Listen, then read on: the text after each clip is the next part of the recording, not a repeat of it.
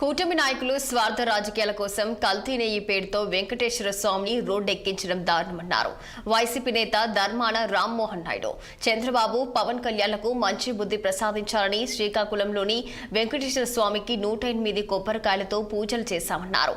శ్రీవారి లడ్డు ప్రసాదంలో ఎటువంటి జంతు కొవ్వు లేదని సిబిఐ నివేదిక ఇచ్చిందన్నారు. ల్యాబ్ టెస్ట్ లో కూడా జంతు కొవ్వు లేదని తేలిందన్నారు. చంద్రబాబు నాయుడు ఒక పక్కన పవన్ కళ్యాణ్ ఎంత దిగజారిపోయారంటే చివరికి వెంకటేశ్వర స్వామిని కూడా వాళ్ళ రాజకీయాల ప్రయోజనాల కోసం, వారి స్వార్థ రాజకీయాల కోసం వెంకటేశ్వర స్వామిని కూడా రోడ్డు మీదకి లాగారు.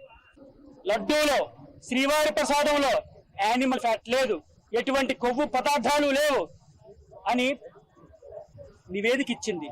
సుప్రీంకోర్టు కూడా తీర్పు చెప్పింది. ఎటువంటి యానిమల్ ఫ్యాట్ కానీ, ఎటువంటి కొవ్వు పదార్థాలు కానీ శ్రీవారి ప్రసాదంలో లేదు అని సుప్రీంకోర్టు కూడా తీర్పు ఇచ్చింది. ఒక పక్కన సిబిఐ, ఒక పక్కన సుప్రీంకోర్టు, రెండూ కూడా ఎన్డీడీబీ అండ్ ఎన్డీఆర్ఐ ఈ ల్యాబ్ టెస్టులు కూడా చెయ్యమని సిబిఐ ఆదేశిస్తే ఆ ల్యాబ్ టెస్టులు కూడా చేసి ఎటువంటి కొవ్వు పదార్థాలు లేవని ఆ ల్యాబ్ కూడా తీర్పునిచ్చింది. రాజకీయం చేస్తున్నారు.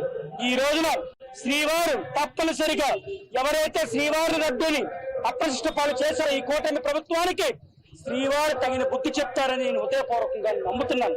ఈనాడు వెంకటేశ్వర స్వామిని దర్శించుకొని కొబ్బరికాయలు కొట్టి మరి